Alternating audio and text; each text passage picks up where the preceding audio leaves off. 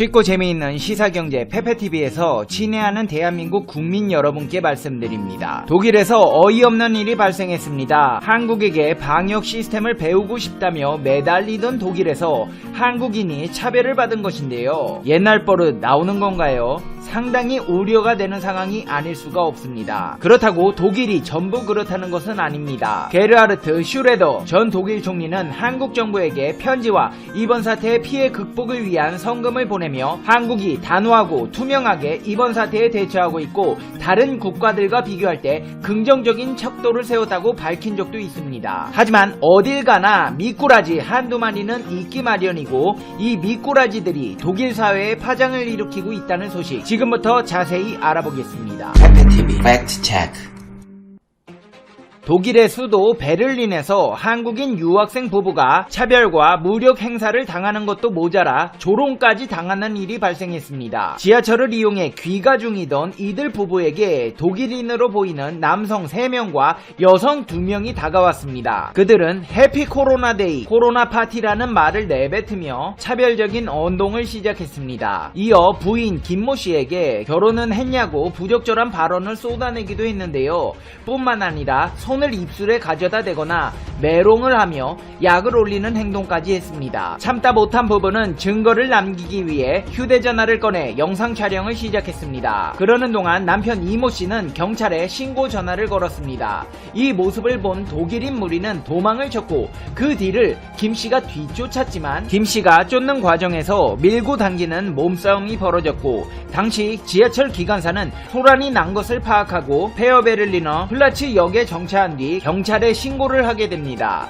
이 과정에서 김 씨가 얼마나 짜증이 났는지 스트레스성 복통을 일으켜 쓰러졌는데 가해자 무리는 이 틈을 타 도주를 감행했습니다. 출동한 경찰관은 주변에 있던 시민이 알려준 곳에서 무리 중 2명의 여성을 붙잡았습니다. 이들은 한국인 유학생 부부가 우리에게 특정 국가를 차별하는 취지의 발언을 했다고 주장을 했습니다. 그러자 놀라운 일이 벌어졌습니다. 독일 경찰관들이 한국인들의 말은 듣지도 않은 채 되레 한국인 부부에게 그렇게 불러서는 안 된다며 훈계를 이어간 것인데요. 심지어 경찰은 이 한국인 부부에게 실질적인 무력 사용이 없는 상태에서 바이러스라고 비웃은 것은 인종차별이 아니라는 발언을 한 것으로 전해졌습니다. 이 한국인 부부가 독일 경찰의 공식 입장으로 봐도 되느냐고 예리한 질문을 하자 해당 경찰관은 그제서야 아니라고 답변을 했다고 합니다. 한국인 부부는 경찰관이 사건 접수조차 하지 않으려고 하자 어이없는 반응에 주독 한국 대사관 긴급 영사에 전화를 했고 대사관이 경찰과 통화한 뒤에야 사건이 접수되었습니다. 그러나 경찰이 부부에게 전달한 사건 접수 서류에는 사건의 주요 내용들이 빠져 있었던 것으로 알려졌습니다. 주 독일 대사관은 경찰의 사건이 접수될 정도로 한국인이 인종차별을 당한 것은 극히 이례적이라고 밝혔습니다. 근데 알고 보니 이런 일이 한두 번이 아니었습니다. 지난 4월 11일 프랑스 접경 지역의 소도시에서도 독일인에게 프랑스인이 차별당한 사건이 발생했는데요. 이 독일 측의 대처가 황당한 것은 프랑스인이 차별당했을 때의 태도와는 사뭇 다르기 때문입니다. 프랑스 사건 당시에는 독일 외무장관이 트위터에 바이러스는 국적을 가리지 않으며 독일과 프랑스는 한 배를 타고 있어 연대해야 한다고 호소한 것과는 큰 차이가 있는 것입니다. 이렇게 대사관까지 나서고 있는 상황에서 독일 당국은 지금까지 이 사건에 대해 이런 방구 아무런 입장을 내놓지 않고 있습니다. 상황이 이렇게 되자 아시아인 연대의 목소리가 커지고 있습니다.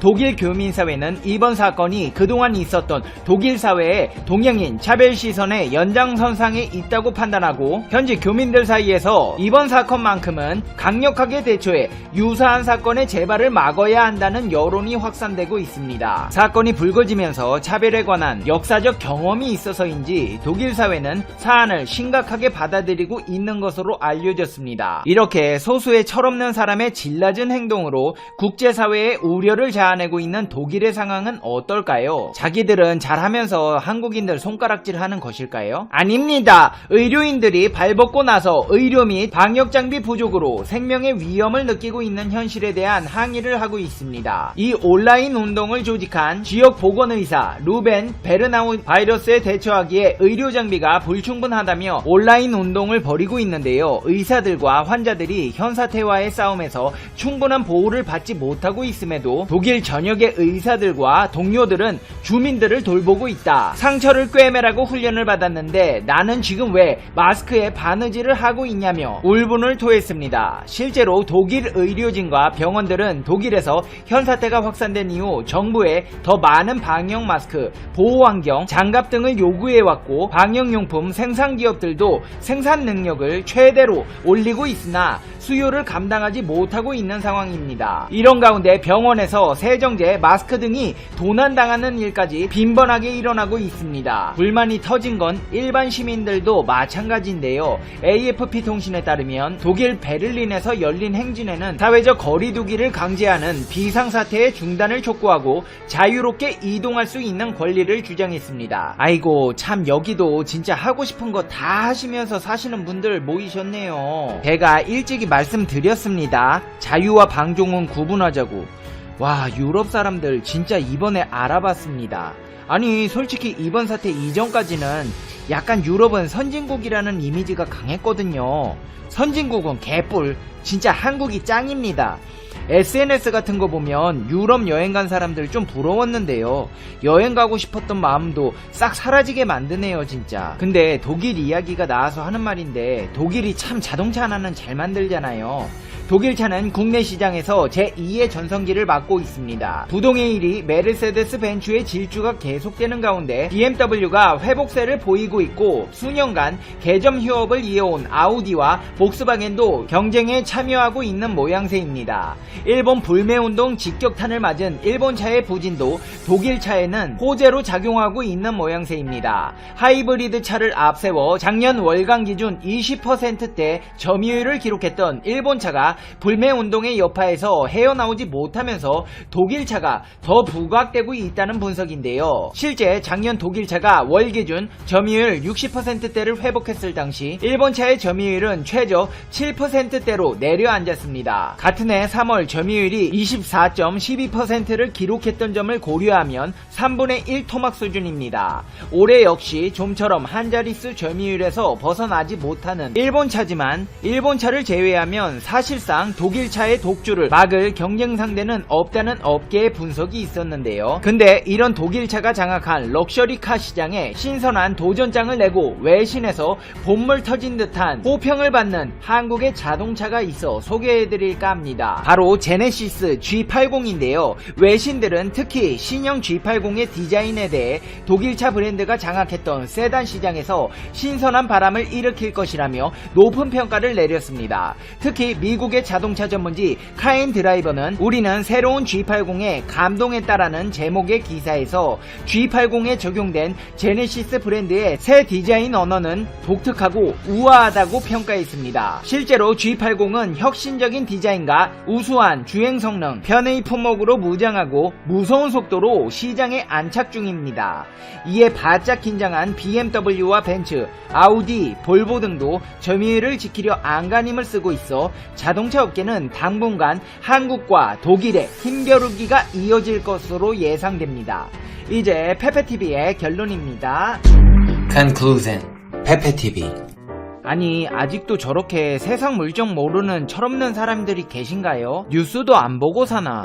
한국이 지금 전 세계를 주도하고 있습니다. 어디서 그런 몹쓸 행동을 하시는 거예요?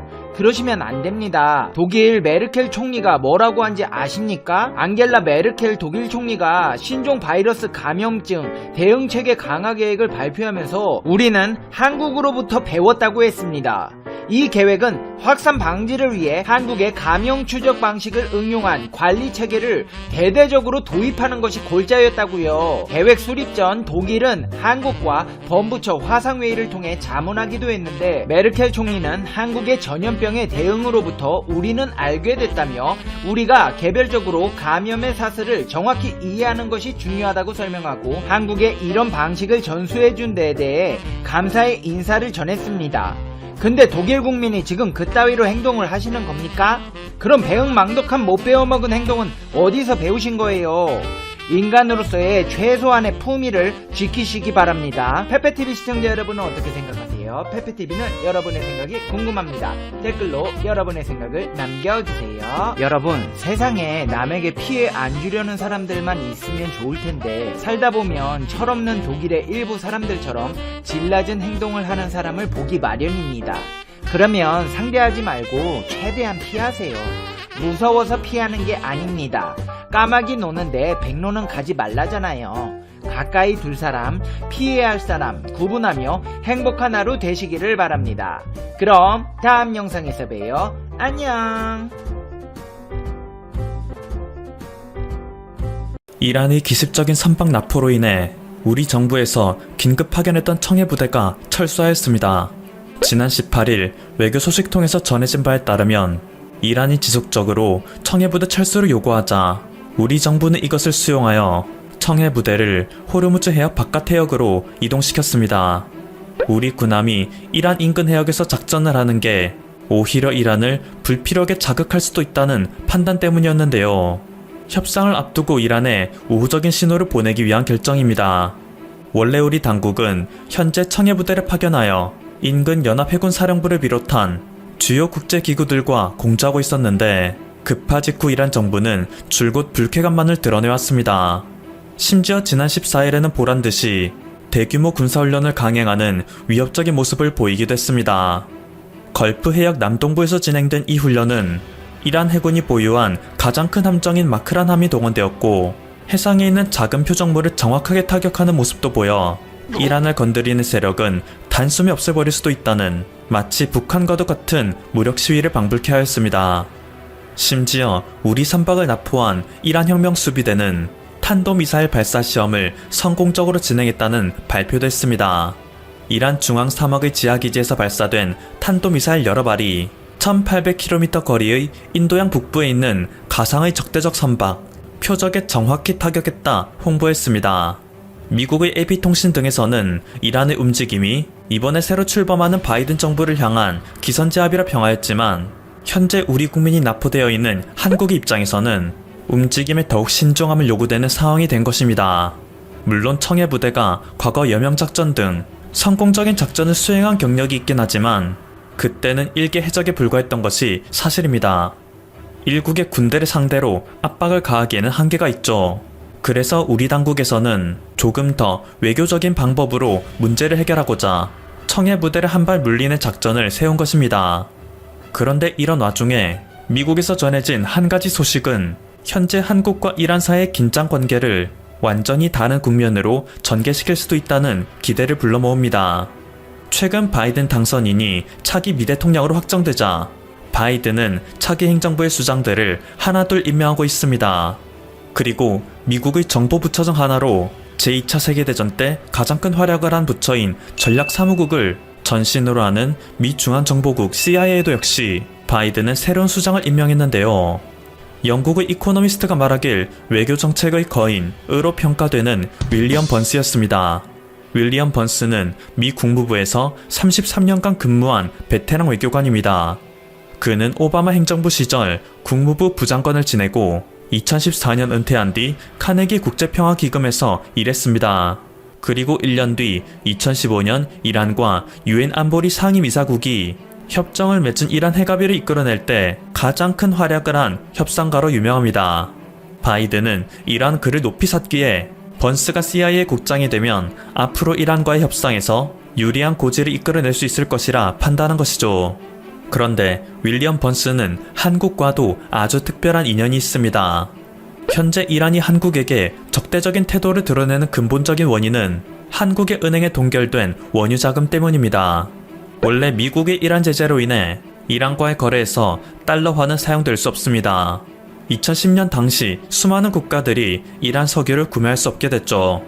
이란으로부터 수입하는 석유에 크게 의존하는 한국 역시 느닷없는 위기에 봉착하게 된 것입니다. 그래서 2010년 8월 24일 천영부 당시 외교부 2차관은 미국을 설득하기 위해 워싱턴 DC로 향하는 비행기에 올랐습니다. 우리의 입장을 설명하여 미국의 제재 완화를 이끌어내기 위해서였는데요. 이때 그를 워싱턴 DC에서 맞이했던 인물이 윌리엄 번스였습니다. 당시 미 국무부 차관이었던 윌리엄 번스는 한국의 곤란한 상황을 모두 이해한다는 발언으로 말문을 열었습니다. 천영우 전 차관은 당시를 회상하며 번스는 상대의 이야기를 경청할 줄 아는 최고의 외교관이었다 라며 극찬했습니다. 경제 규모가 작은 국가의 인물이 선진국에 가면 선진국의 고위직들은 이들을 알게 모르게 무시하는 경향이 있는데 번스는 서로 이견이 있더라도 상대를 배려하는 모습이 돋보였다. 인품과 실력을 두루 갖추어 그 어떤 것보다도 외교적 합의를 찾는 데만 몰두하는 인물이었다. 이렇게 다소 온화한 분위기 속에서 장기간의 대화가 오가자 한국 측에서는 순간 기가 막힌 묘수를 떠올릴 수 있었습니다. 미국의 승인하에 달러로 원유 대금을 결제하는 대신 원화로 원유 대금을 결제하는 시스템을 구축하는 것이었죠. 이란은행이 한국의 은행에 계좌를 만들면 우리가 그곳에 원유 대금을 입금하는 시스템이었습니다. 그러면 달러를 통하지 않고도 이란에게 대금을 줄 수 있으니 미국은 명분도 챙길 수 있고 한국과 이란은 이전처럼 정상적인 거래를 할 수 있는 묘수였습니다. 번스는 이란 한국의 묘수에 크게 감탄하며 이를 긍정적으로 검토해보겠다는 답변을 했고 얼마 후 한국은 미국의 승인 아래 이란에게 원화로 대금을 결제할 수 있게 된 것입니다. 트럼프 행정부가 이 방법마저 트럼하기 전까지는 말이죠. 번스는 일을 할 때 항상 오케스트라의 지휘자가 모든 악기가 함께 조화를 이루도록 신경을 쓰듯이 외교관 역시 미국이 내놓을 수 있는 모든 재능을 활용한다. 소프트 파워부터 문화, 공공외교 그리고 정보 수집까지 모든 재능이 그에 해당한다 라는 말을 되뇌입니다. 때문에 현재까지 최악으로 치닫고 있던 미국과 이란의 관계 그리고 그 사이에서 새우등 터지고 있는 한국 역시 새로운 국면을 맞이하게 될 것이라는 평가가 나오고 있는 것이죠. 그는 한국 외교부 내에서도 정통 외교관 중에서 베스트, 진보와 보수를 떠나 두루 중용될 수 있는 실력과 품성, 겸손하면서도 부드러운 인상으로 누구에게나 호감을 주는 대단히 매력적인 인물이라는 평가를 받고 있기 때문에 비단 이번 이란 문제뿐만 아니더라도 앞으로 한국과 미국의 외교 관계를 전개하는 데 있어 이성적이고 합리적인 공생 방안을 추구해 나갈 수 있을 거라는 긍정적인 전망이 쏟아지고 있습니다. 물론 그렇다고 해서 우리가 이란의 만행에 대해 손 놓고 기다려야 하는 상황은 아닙니다. 무엇보다도 우리 국민이 제대로 된 설명도 없이 오랜 기간 납포되어 있는 상황이고 이란은 우리 정부와 대화의 물꼬를 트기는커녕 군사훈련을 통한 위협의 태도를 보이기 때문에 이에 대한 우리의 대응도 상당히 중요한데요. 최근 전 세계의 군사력을 비교하는 지표인 글로벌 파이어 파워 세계 군사력 랭킹에 따르면 2020년 대한민국의 군사력은 6위로 랭크되었습니다. 미국이 1위, 러시아가 2위, 중국이 3위, 인도가 4위, 일본이 5위, 그리고 한국이 6위를 차지했죠.